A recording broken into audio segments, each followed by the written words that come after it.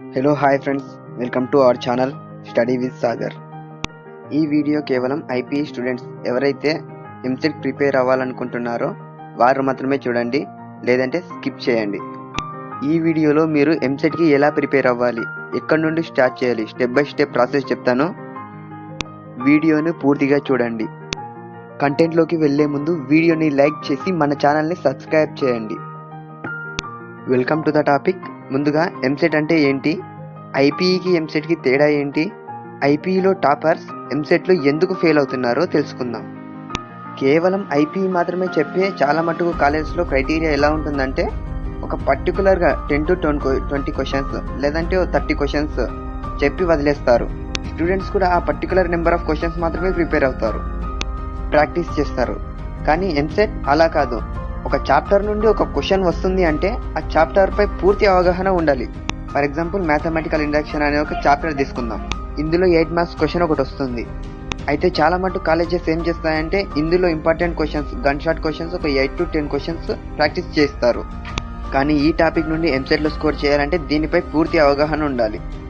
ఇదే ఎంసెట్కి ఐపీఈకి ఉన్న డిఫరెన్స్.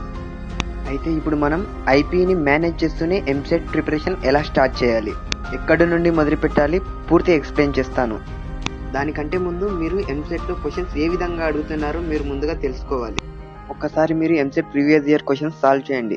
ఇంతవరకు సాల్వ్ చేయగలుగుతున్నారు, మీకున్న ఐపీఈ నాలెడ్జ్తో దాన్ని సాల్వ్ చేయగలుగుతున్నారా లేదా, ఇది మీరు తెలుసుకోవాలి.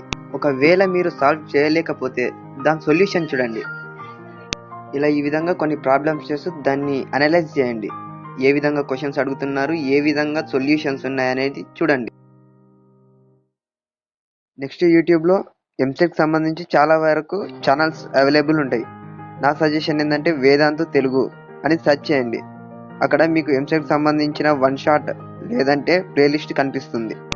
మీకు నచ్చిన ఏదైనా ఒక ఈజీ చాప్టర్ని చూస్ చేసుకోండి. Like differentiation, straight lines, circles, system of circles. ఒక షార్ట్ నోట్స్ ప్రిపేర్ చేసుకోండి. Short notes is compulsory.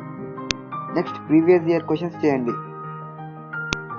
Previous year questions కోసం చాలా బుక్స్ ఉంటాయి. లైక్ అరిహంత్, దిశ, ఏదైనా ఒకటి చూస్ చేసుకోండి. అండ్ పర్టికులర్గా చాప్టర్ వైజ్ సొల్యూషన్స్ ఉన్న బుక్స్ మాత్రమే చూస్ చేసుకోండి.